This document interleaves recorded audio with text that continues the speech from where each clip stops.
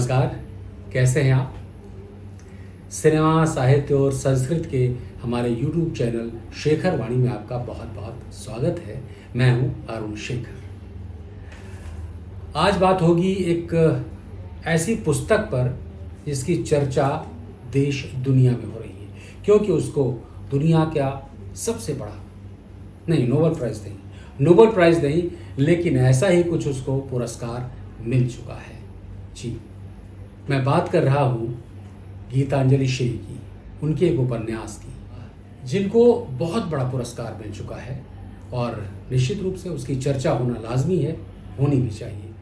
जिसको बुकर पुरस्कार मिल चुका है, जिसका नाम है रेत समाधि, और उसके बाद गीतांजलि श्री रातों रात हिंदी साहित्य जगत की स्टार बन गई। गीतांजलि श्री का जन्म 12 जून 1957 को उत्तर प्रदेश के मैनपुरी ज़िले में हुआ था।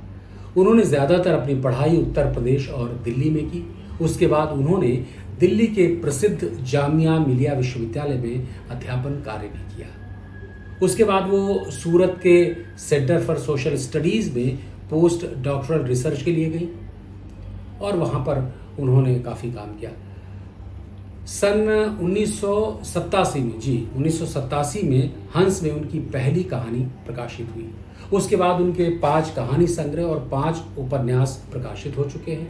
उपन्यासों की बात करूं तो सबसे पहला उपन्यास था उनका माई, उसके बाद हमारा शहर उस बरस, और फिर आया उनका उपन्यास तिरोहित, फिर खाली जगह, और उसके बाद रेत समाधि, जो पिछले 3-4 सालों से काफ़ी चर्चा में है और अब तो बहुत ज़्यादा चर्चा में है। उनके 5 जो कहानी संग्रह प्रकाशित हुए हैं उस पर भी कई पुरस्कार उनको मिल चुके हैं। बुकर तक पहुंचने की जो प्रक्रिया है वो इतनी आसान नहीं थी। उसके पहले कई पुरस्कार उनको मिले हैं। हिंदी अकादमी का पुरस्कार, यूके कथा समय, और लंदन का हिंदी साहित्य का बहुत ही प्रतिष्ठित पुरस्कार है इंदु शर्मा कथा सम्मान, वो भी आपको प्राप्त हो चुका है। जापान का पुरस्कार मिल चुका है। इस प्रकार से बुकर पुरस्कार प्राप्त होने से पहले गीतांजलि श्री को कई पुरस्कार प्राप्त हो चुके। हिंदी साहित्य जगत में कहा जा रहा है कि ये पहला बड़ा पुरस्कार है, इसलिए हमको गर्व करना चाहिए, निश्चित रूप से गर्व करना चाहिए। लेकिन टिप्पणीकार ये भी कह रहे हैं कि ये हिंदी का नहीं, अंग्रेजी का सम्मान है, क्योंकि हिंदी के उपन्यास को सीधे सीधे सम्मान नहीं मिला है। उसका जो अंग्रेजी का अनुवाद है टूम्ब ऑफ सैंड, उसको मिला है। इसे डेजी रॉकवेल ने अनुवादित किया है। हालांकि गीतांजलि श्री की और बहुत सारी रचनाएं पहले भी दुनिया की बहुत सारी भाषाओं में अनुवादित हो चुकी हैं, लेकिन इतना बड़ा पुरस्कार पहली बार मिला है। गीतांजलि श्री ने यह बताया कि इससे सिर्फ हिंदी नहीं, भारत की अन्य भाषाओं को भी बहुत फायदा होने वाला है, क्योंकि अब लोग भारत के साहित्य के बारे में, उसकी संस्कृति के बारे में जानना चाहेंगे इस बहाने। खैर, ऐसा होता है क्योंकि जब बड़े प्लेटफॉर्म पर कोई आपकी चीज़ आती है, दुनिया के प्लेटफॉर्म पे, तो लोग उसकी तरफ आकर्षित होते हैं। जैसे अभी कुछ दिनों पहले जब कांस में फेस्टिवल हुआ था, तब हमारी भारत सरकार ने वहाँ जाकर अनाउंस किया था कि अब जो लोग भारत में फिल्में करने आएंगे, यानी कि फिल्मों को शूटिंग करेंगे, तो उसको भारत सरकार बहुत ज़्यादा सुविधाएं देगी, कुछ इंसेंटिव भी देगी। क्यों? क्योंकि इतने बड़े प्लेटफॉर्म पर ये बात कही गई है, तो निश्चित रूप से आकर्षित होंगे। तो बड़े प्लेटफॉर्म का ये मतलब तो खैर है ही। अब बहुत लोग भी कह रहे हैं कि निश्चित रूप से हमें बहुत ज़्यादा गर्व होना चाहिए कि कहीं कुछ मिला और हिंदी को मिला। अंग्रेज़ी के बहुत सारे साहित्यकारों को ये पुरस्कार मिल चुका है।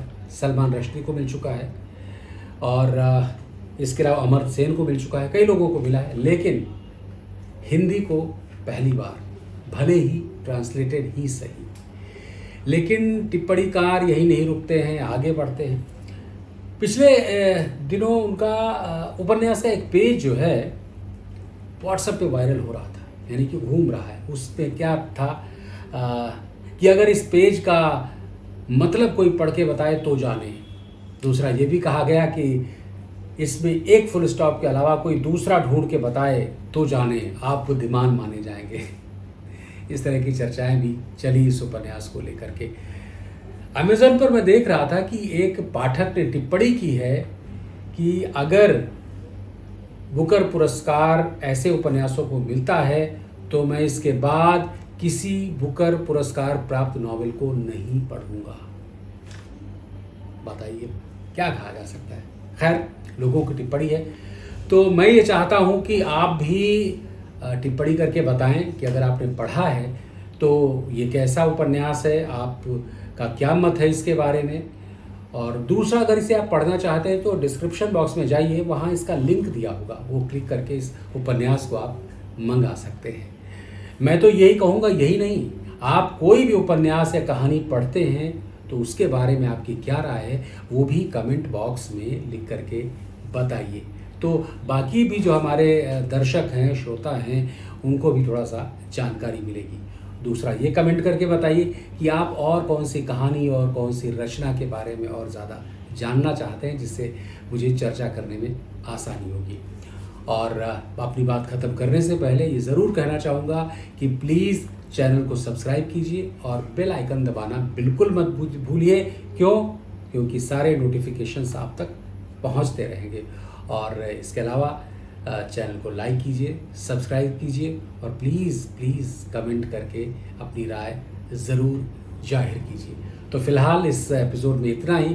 फिर मुलाकात होगी किसी नई रचना के साथ, किसी कहानी, कविता या फिर किसी इंटरव्यू के साथ। तब तक के लिए अपना ख्याल रखिए। नमस्कार।